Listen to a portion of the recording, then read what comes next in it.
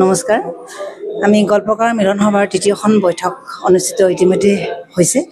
আমি গল্পকাৰ অনুষ্ঠানত পুৰণি যি গল্পকাৰ আমাৰ ডিব্ৰুগড় জিলাৰ যি পুৰণি গল্পকাৰসকল আছে তেখেতসকলৰ সৈতে আজিৰ প্ৰজন্মত আজি যি গল্প লিখিবলৈ ওলাই আহিছে এই সকলোকে সাঙুৰি এই গল্পকাৰ মিলন সভা নামৰ এটা অনুষ্ঠান গঢ় দিছে।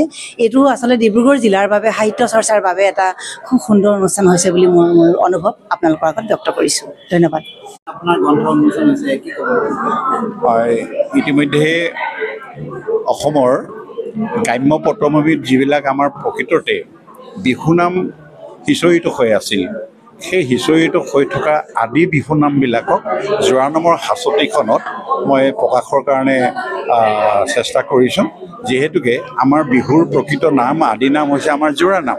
জোৰানামৰ পাছতে আহিলে বিহুনাম, বিহুনামৰ পাছতে বিহুগীত, বিহুগীতৰ পাছতে বিহুসুৰীয়া গীত। এই বিহুসুৰীয়া গীতবিলাকে বৰ্তমান মঞ্চত বিশেষভাৱে গায়কসকলে প্ৰদৰ্শন কৰে। গতিকে আমাৰ যিটো বিহুৰ আদি নাম ইয়ে হৈছে আমাৰ জোৰানাম। এই জোৰানামত প্ৰেম, প্ৰীতি, প্ৰণয়, সমন্বয়, সদ্ভাৱ, সম্প্ৰীতি আটাইবিলাক অন্তৰ্নিহিত হৈ থাকে। গতিকে আমাৰ গ্ৰাম্য খোজা চহা মানুহবিলাকে এসময়ত এই জোৰানামবিলাক পৰিৱেশন কৰিছিল, জোৰানাম গাইছিল। এই জোৰানামবিলাকহে প্ৰকৃততে আদিৰ বিহুনাম।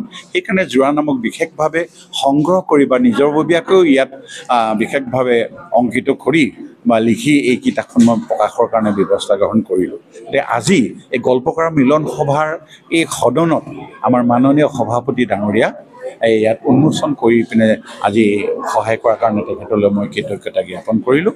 আমি আশা ৰাখিছোঁ যে এই কিতাপখনে নিশ্চয় ৰাইজে অলপ হ'লেও আমাৰ গ্ৰাম্য চহা মানুহবিলাকৰ জীৱনৰ প্ৰেম, প্ৰীতি, প্ৰণয়, সদ্ভাৱ আৰু বিহুনামৰ বিষয়ে অলপ হ'লেও সম্যক জ্ঞান এটা তেখেতসকলে আহৰণ কৰিব পাৰিব, মই তাকে কামনা কৰিছোঁ। ধন্যবাদ।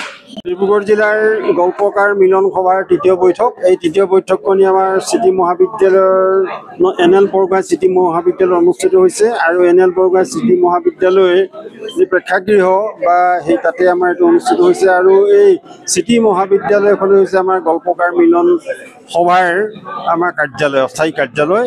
গতিকে ইয়াত আমাৰ গল্পকাৰসকল বিভিন্ন ঠাইৰ পৰা, জিলাখনৰ বিভিন্ন ঠাইৰ পৰা ইয়াত সমবেত হ'ল। তেখেতসকলে নিজৰ মনৰ কথা ক'লে আৰু আমি ইয়াত আজি কেইটামান সিদ্ধান্ত বিশেষভাৱে গ্ৰহণ কৰিলোঁ। আৰু এখন আমাৰ তদৰ্থ সমিতি আছিলে, এই তদৰ্থ সমিতিখনক আজি আমাৰ স্থায়ীকৰণ কৰা হৈছে।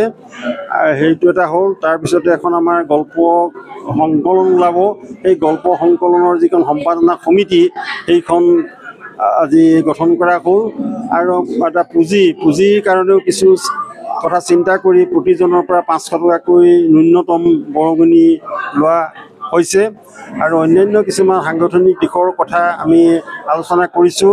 অহা যিখন বৈঠক হ'ব আমাৰ চতুৰ্থ বৈঠক নাহৰকটীয়াত হ'ব, স্বাচ্ছন্দ্যলৈ আমাক আমন্ত্ৰণ জনাইছে। আমাৰ কাৰ্যকৰী সভাপতি আমাৰ সকলোৰে শ্ৰদ্ধাৰ শ্ৰীযুত কুসুম্বৰ ৰায় গগৈ ডাঙৰীয়াই আমাক তালৈ আমন্ত্ৰণ জনাইছে। সেইখন তাত হ'ব।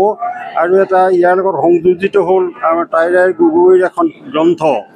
তেখেতে যথেষ্টখিনি গ্ৰন্থ ইতিমধ্যে প্ৰণয়ন কৰিছে আৰু ছদ্ম নামেৰে তেখেতে কবিতাও লিখিছে, কবিতা পুথিও প্ৰকাশ কৰিছে। দুটা সংস্কৰণ পৰ্যন্ত হৈছে তেখেতৰ কবিতা।